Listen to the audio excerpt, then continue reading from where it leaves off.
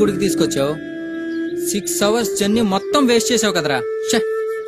నీ నమ్మి వచ్చినందుకు చెప్పుతో పట్టుకోవాలరా. అయినా ఒకసారి చూద్దాం లేరా. సారీరా, ఇలా ఉంటుంది అనుకోలేదు. మరి ఎలా ఉంటుంది అనుకున్నావు? చూడు, పాడుపడిన దాన్ని తీసి పడేయకుండా ఇంకెలా ఉంచేశారు. అది కాదురా. ఏది కాదురా? ప్రపంచ దేశాలు కంప్యూటర్లు, స్పేస్ షిప్లు అంటుంటే గుళ్ళు గోపురాలు అంటూ మన దేశం ఇంకా వెనకెళ్తుంది. రేయ్, తెలిసి తెలియకుండా మాట్లాడకండ్రా. అసలు ఇలాంటి పాత వాటిని కూల్చి పారేయాలరా. రేయ్, ఇంకెందుకు టైం వేస్ట్, పని వెళ్దాం. ఇంకోసారి ఇలాంటి గుళ్ళు చూడడానికి ప్లాన్ చేయి. రేయ్ ఆగురా. రేయ్, నేను చెప్పేది కొంచెం అర్థం చేసుకుంటారా. రేయ్ ఏంట్రా వినది? ఒకసారి మీ సెల్ ఇవ్వండి, అలాగే మీ పర్సు కూడా. చిన్న పనుంది, ఇవ్వండి. ఇక మీ వస్తువుల్ని మర్చిపోండి. ఇదిగో క్రెడిట్ కార్డ్, ఎంత కావాలో తీసుకొని ఇంతకంటే మంచివి కొనుక్కోండి. చూడు బాస్, ఆ పర్సు మా నాన్న గుర్తు ఉంచుకున్నాను. నువ్వెంత డబ్బిచ్చినా ఆ పర్సు మాత్రం ఇవ్వను. ఇది పాడైతే లాకర్లో పెట్టి చివరి దాకా జాగ్రత్త చేస్తా. నా సెల్ కూడా అంతే. అందులో నాకు కాంటాక్ట్స్ ఉన్నాయి, నా కెరీర్ ఉంది. నువ్వు కోట్లు ఇచ్చినా ఇవ్వను. ఇది కింద పడి పగిలితే వేరే సెల్లో అదే సిమ్ వేసుకుని వాడతాను. ఇవి పాడైనా మీరు జాగ్రత్తగా పెట్టుకుంటారు. ఇంతకంటే ఎక్కువ డబ్బు వచ్చినా అమ్ముకోరు. మీకు వీటితో ఉన్న సంబంధం మహా అయితే 5-6 ఏళ్ళు. ఈ మాత్రానికే మీరింత సెంటిమెంట్ ఫీల్ అయితే, క్రేన్లు, ప్రొక్లేన్లు, కార్లు, బస్సులు లేని కాలంలో ఎంతో మంది శిల్పులు తమ జీవితాల్ని ధారపోసి 800 సంవత్సరాల క్రితం కట్టిన గుడి ఇది. ఇంకో 1000 ఏళ్ళైనా ఇది ఇలాగే ఉంటుంది. ఆచరణ, ఆదరణ, ఆరాధన. ఈ గుళ్ళోని అణువణువులో మన పూర్వీకుల జ్ఞాపకాలున్నాయి. ఇక్కడ వీచే ప్రతి గాలిలో మన పూర్వీకులు ఈ లోకమంతా చల్లగా ఉండాలని చేసిన మంత్రఘోష ఇంకా వినిపిస్తూనే ఉంది. మేము ఈ సెంటిమెంట్లను కాపాడుకుంటారు, మన పూర్వీకుల సెంటిమెంట్లని మాత్రం నిలువునా కూల్చేసి రిసార్ట్లు కట్టాలా? ఎంత తేలిగ్గా చెప్పారు.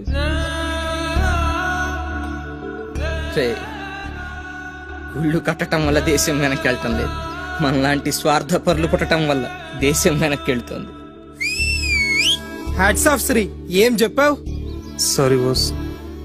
ఓకే, ఇవన్నీ కళాఖండాలే, నేను ఒప్పుకుంటాను. అంతకన్నా స్పెషల్ వీటిలో ఏముంది? చాలానే ఉంది, కానీ నీకు అర్థమయ్యేట్టు చెప్తా.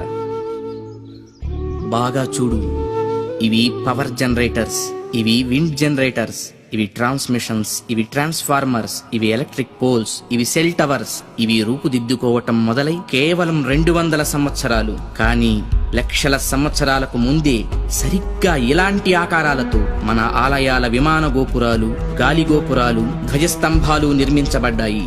ఆలయ ప్రాంగణాల్లో ఉండే తులసి, రావి, మారేడు వంటి మొక్కలు ఎయిర్ ప్యూరిఫైర్స్ గా పనిచేస్తాయి.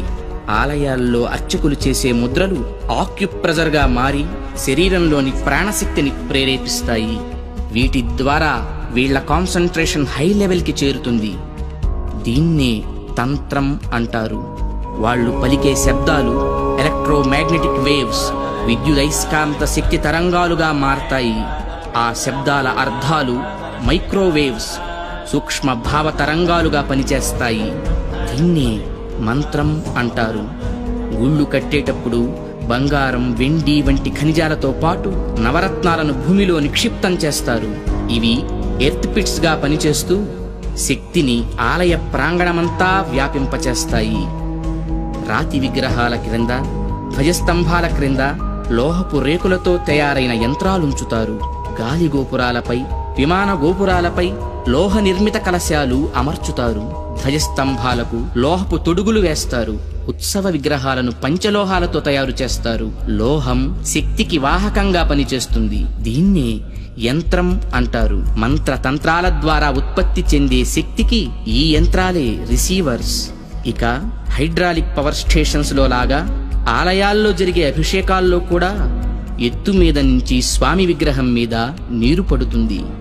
దానివల్ల పొటెన్షియల్ ఎనర్జీ కైనటిక్ ఎనర్జీగా మారుతుంది. ఇలా మంత్ర తంత్ర యంత్ర ప్రక్రియలతో విశ్వవ్యాప్తంగా ఉన్న ఇంటర్నల్ ఎనర్జీని రిసీవ్ చేసుకొని అందరికీ అందించే కాస్మిక్ పవర్ స్టేషన్స్ మన ఆలయాలు.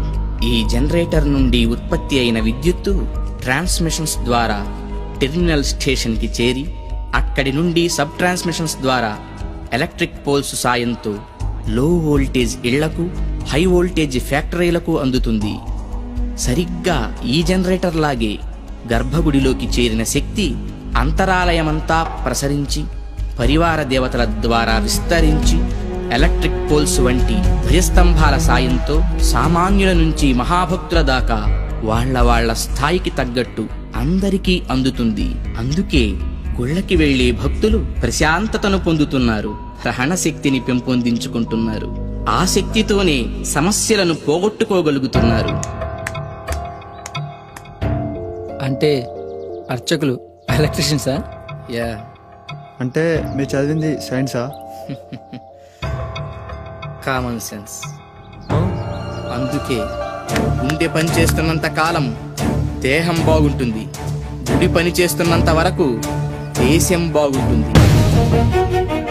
నవ్య చైతన్య జీవనానికి అంకురార్పణ, భవ్య సౌజన్య భావాల సంతర్పణ, ఆలయాల అవతరణ, ఆలయాల అవతరణ.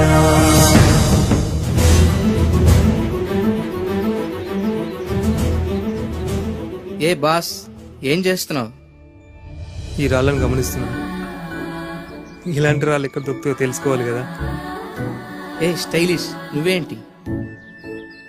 నేను డైరెక్టర్ని బాస్. మొత్తం ఇదంతా షార్ట్ ఫిల్మ్ చేసి ఒక అవేర్నెస్ తీసుకొస్తా.